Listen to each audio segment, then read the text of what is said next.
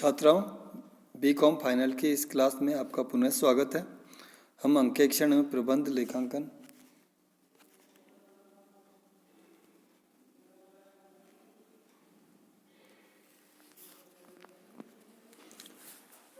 छात्राओं नमस्ते।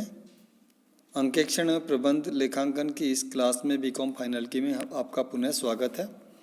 हम कैपिटल स्ट्रक्चर का चैप्टर कर रहे थे और आज उसमें हम समता पर व्यापार या वित्तीय लीवरेज की माप टॉपिक को अध्ययन करेंगे।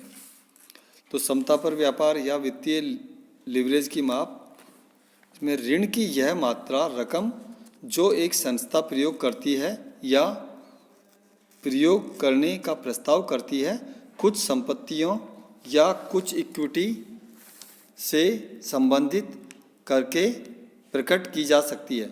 इक्विटी में चुकता पूंजी और संचिति को शामिल करेंगे और कुल संपत्तियों को शुद्ध मूल्य पुस्तक मूल्य पर लेंगे। हालांकि बाजार मूल्य का प्रयोग कर सकते हैं।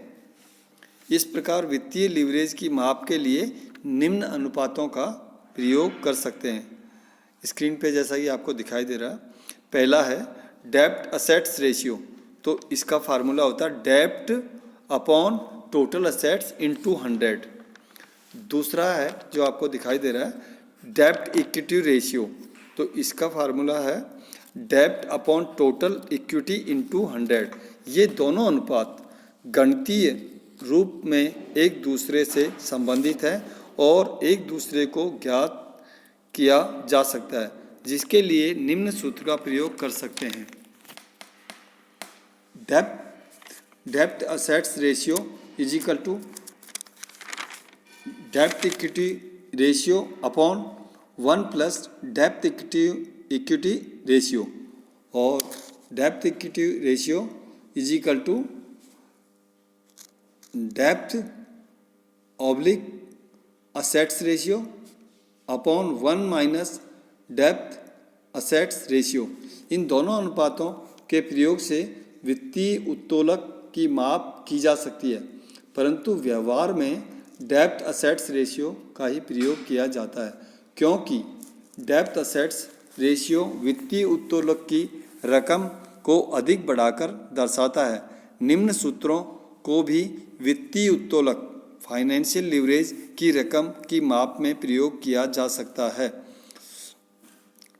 Return on equity upon return on total capital. Fourth है डेब्ट upon total value of the firm at bracket में है एट मार्केट प्राइस, अर्थात मार्केट प्राइस पे लेंगे। और फिफ्थ है ऑपरेटिंग प्रॉफिट बटा प्रॉफिट बिफोर टैक्स।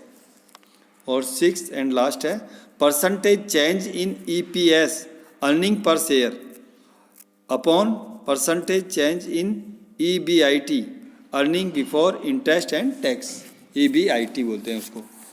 इसके आगे हम देखेंगे समता पर व्यापार का प्रभाव। ये फार्मूले काम में लिए जाते हैं लीवरेज के लिए। अब आगे हम समता पर व्यापार का प्रभाव देखेंगे। Effects of trading on equity. समता पर व्यापार दो धारी तलवार है जो व्यापार के लाभ या हानि दोनों का विस्तार करता है, किंतु इस नीति को अपनाने का मुख्य उद्देश्य समता अंशधारियों की आय में विस्तार करना ही होता है। समता अंशधारियों की आय में विस्तार करने में समता पर व्यापार की भूमिका इस मान्यता पर आधारित है कि संस्था की संपत्तियों पर प्रत्याय की दर से कम लागत पर ऋण पूंजी प्राप्त की जा सकती है। इस प्रकार ऋण पूंजी से प्राप्त की गई संपत्तियों से उत्पन्न आय में से ऋण की लागत को घटाकर शेष को समता अंशधारियों के मध्य वितरित किया जाता है। उन्हें बिना कुछ अतिरिक्त विनियोजन के ही अतिरिक्त लाभ प्राप्त हो जाता है। फलस्वरूप प्रति समता अंश आय या स्वामी इक्विटी पर प्रत्याय की दर बढ़ जाती है, परंतु जब पूंजी की लागत उस पूंजी की कृत संपत्तियों पर प्रत्याय से अधिक होती है तो प्रति समता अंश आय या स्वामी इक्विटी पर प्रत्याय की दर कम हो जाती है। इस प्रकार समता पर व्यापार के प्रभाव का विश्लेषण प्रति अंश EPS और इक्विटी प्रत्याय की दर के आधार पर ही किया जा सकता है। समता पर व्यापार का प्रभाव कभी अनुकूल फेवरेबल और कभी प्रतिकूल अनफेवरेबल कहलाता है। अनुकूल प्रभाव से तात्पर्य यह होता है कि पूंजी ढांचे में ऋण पूंजी के प्रयोग से प्रति अंश आय में वृद्धि हो जाती है।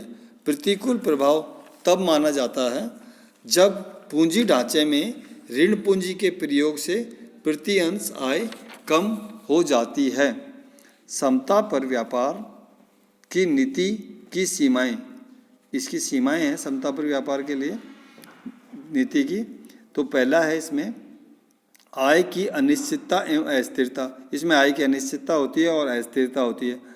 क्रमशः ऊंची ब्याज दरों पर ऋण प्राप्ति, प्रबंधकों का दृष्टिकोण।